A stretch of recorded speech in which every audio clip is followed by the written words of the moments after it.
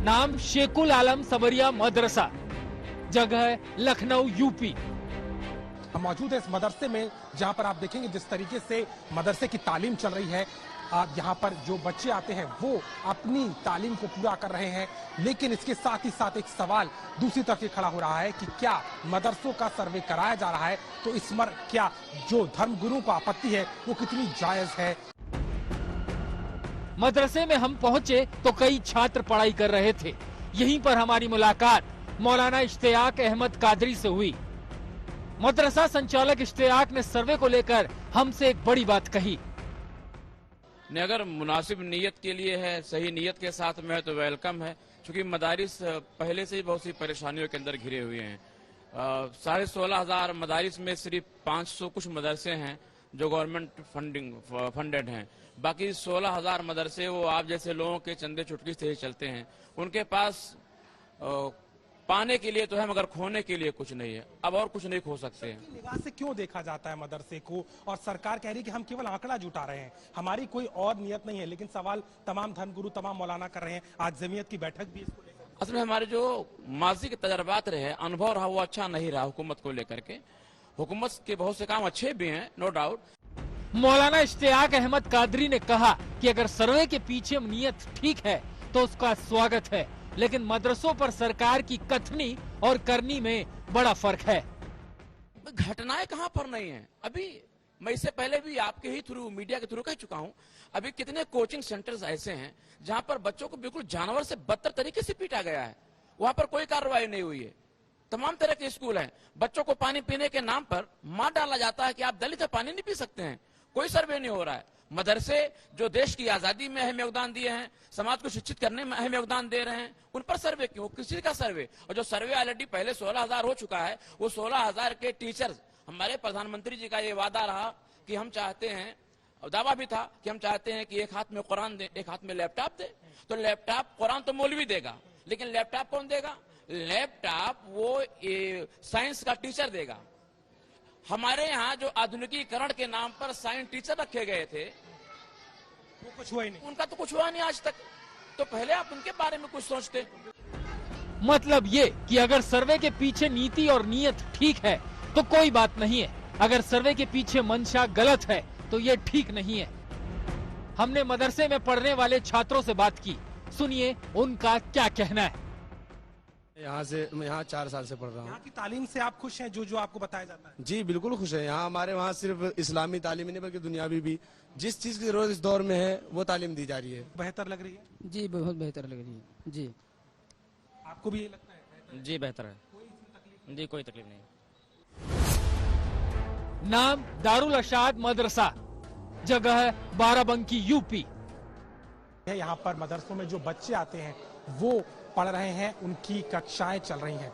ये वो मदरसा है जिसका सरकार से कोई संबंध नहीं है। यहाँ ना तो सरकार से कोई मदद मिलती है और ना ही आप किसी भी तरीके का रजिस्ट्रेशन या कोई संबंध है। लेकिन यहाँ पर जो पद्धति है वो पूरे तरीके से परंपरागत तरीके से इस्लामिक जो पद्धति है उसके हिसाब से यहाँ पर पढ़ाई हो रही है, और वैसा ही माहौल हमको अन्य कक्षाओं का भी दिखाई दे रहा है। हम आगे भी चलते हैं, दूसरी कक्षा में भी आपको ले जाएंगे। यहाँ पर भी आप देखेंगे किस तरीके से जो बच्चे हैं वो तालीम अपनी ले रहे हैं। यहाँ पर 100 से ज्यादा बच्चे पढ़ते हैं, लेकिन इसका संबंध ना तो सरकार से है और ना ही मान्यता प्राप्त है। योगी सरकार ऐसे ही मदरसों पर सर्वे कर छात्रों को मिलने वाली तालीम का पता लगाना चाहती है। हमने मदरसे में मौजूद एक शिक्षक से बात करनी चाही, पर वो कैमरे पर कुछ बोलने को तैयार नहीं हुए। दरअसल बताइए किस तरीके से ये बात आप शिक्षा हो रही है, यहाँ पे किन किन विषयों पर आप लोग जोर देते हैं? अरे हमसे क्या पूछ रहे हैं, जिम्मेदार लोगों से पूछे आप क्या कर रहे हैं। बिल्कुल अलग अलग विषय, हाँ अलग अलग विषयों को लेकर के यहाँ पर पढ़ाई होती है, और सीधे तौर पर ऐसे ही मदरसे जो उत्तर प्रदेश के कई और इलाकों में चल रहे हैं उनके सर्वेक्षण की बात सरकार ने की है, जिसको लेकर के प्रक्रिया शुरू हो गई है। लेकिन वहीं कई मौलाना और कई लोग ऐसे हैं जो इसका विरोध भी कर रहे हैं और कह रहे हैं कि अगर सरकार कोई मदद नहीं करती तो वो ऐसे में इन मदरसों पर ही क्यों सवाल खड़े कर रही है। नाम मकतब जामिया अरबिया सिराजुल उलूम, जगह है महाराजगंज यूपी। भारत नेपाल बॉर्डर के पास यह है करीब 92 साल पुराना मदरसा। यहाँ 300 से ज्यादा बच्चे पढ़ते हैं। हालांकि यहाँ पर गुणवत्ता की कसौटी पर दी जाने वाली तालीम पर सवालिया निशान है। यहाँ हमारी मुलाकात मदरसे के प्रिंसिपल से हुई, लेकिन सरल से सवाल का जवाब नहीं दे सके। साइंस का हिंदी में साइंस को क्या कहेंगे? साइंस को उर्दू में जो है हिंदी में क्या कहेंगे? हिंदी में हाँ हिंदी में साइंस को हिंदी में क्या कहते हैं? विज्ञान कहते हैं, विज्ञान।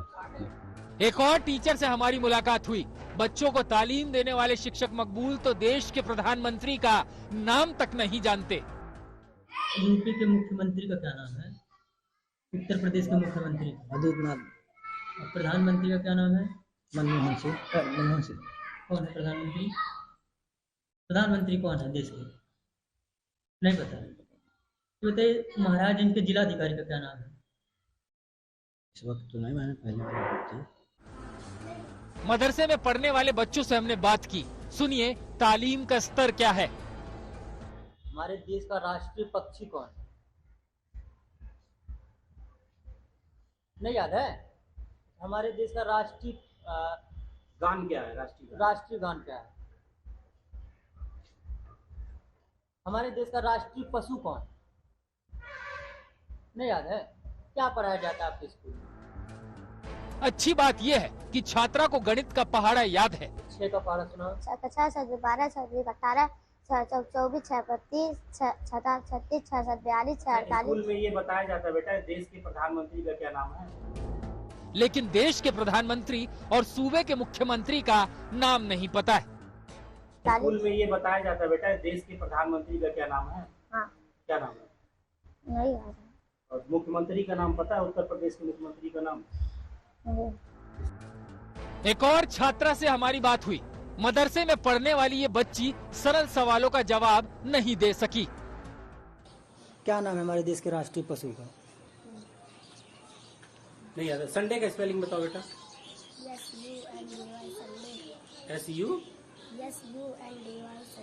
SUNDY। फूलों का नाम पता है? फूलों का हमारे देश का राष्ट्रीय फूल कौन सा है? आपके जिले का नाम पता है? आपके जिले का नाम? कौन से जिले में आप रहते हैं? हालांकि किसी एक या दो मदरसों में दी जाने वाली तालीम की गुणवत्ता के आधार पर सभी का आकलन करना मुश्किल है। अच्छा तो यही होगा कि सभी मदरसों में ऐसे शिक्षक भर्ती हों जो बच्चों की प्रतिभा को निखारे और उन्हें अच्छी से अच्छी तालीम दे सके। आज तक ब्यूरो।